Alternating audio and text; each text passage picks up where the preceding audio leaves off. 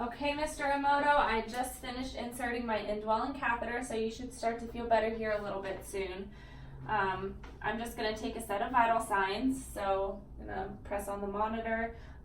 Your blood pressure went down to 140 over 72. Your heart rate decreased to 80. I did titrate 4 liters of oxygen nasal cannula, and your respirations are now up to a 93%, so you should start to feel like you can breathe a little bit better now. I'm going to take your temperature again. Your temperature comes back at a 98.6. I'm going to listen to your respirations for 30 seconds. Okay, and 30 seconds has gone by, and your respirations are now down to a 22. Are you in any pain right now, Mr. Emoto? Is that a little bit? Okay, and on a scale from 1 to 10, how would you rate your pain? You said a 1? Okay, good. You said that the Tylenol helped a lot. Okay, does anything make it better? You said with Tylenol.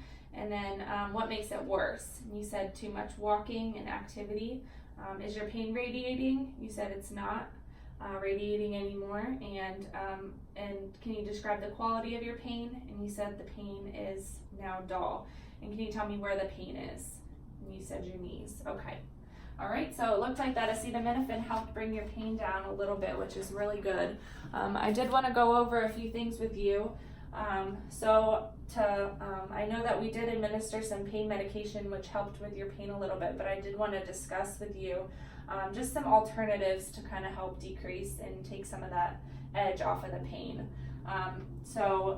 I wanted to talk about guided imagery. So if you could just close your eyes and picture your favorite place, whether it be the beach, your family, anything that kind of makes you happy, just close your eyes and picture that.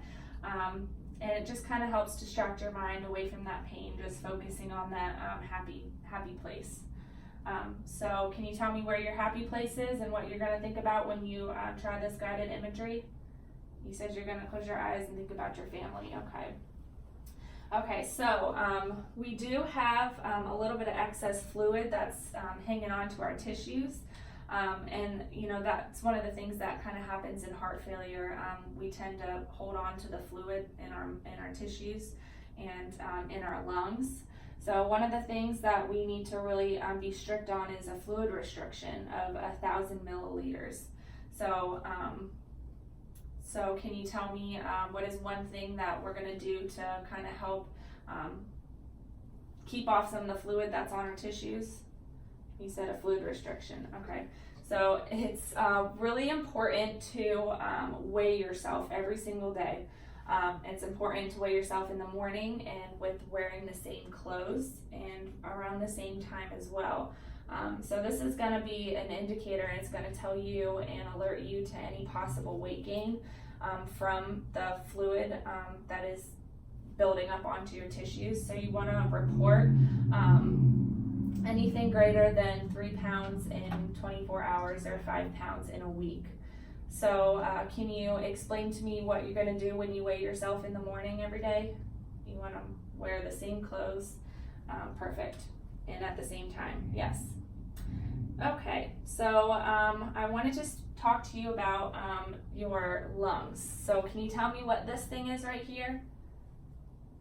Okay, so it's an incentive spirometer. So I'm going to show you how to use the incentive spirometer, and then I want you to show me how you use it. And we want to use it a couple times throughout the day. You know, if you're watching TV, do it during the commercial breaks. So you want to take this, you want to take a deep breath before, and then on your next breath, you want to inhale and suck in the air. So this little meter will go up and show us. So this is going to help prevent atelectasis. It's going to help expand the alveoli in your lungs.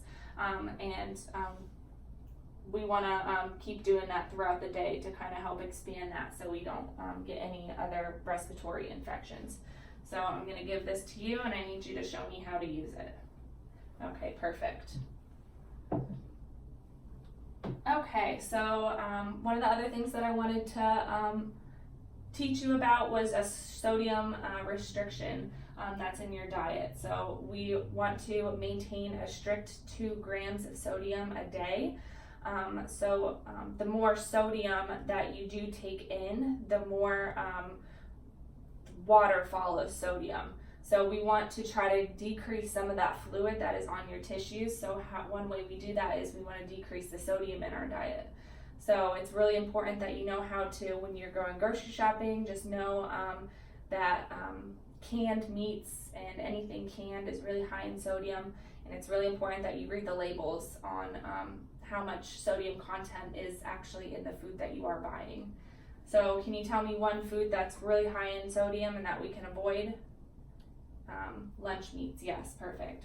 Okay, so I did just insert a Foley catheter, and the output on that Foley catheter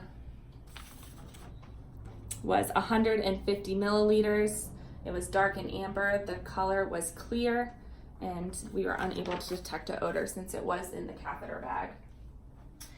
Okay, so I know that it's when you do get up and you walk around, it's kind of hard because you do get out of breath easily. So it's really important that we do want to keep ambulating.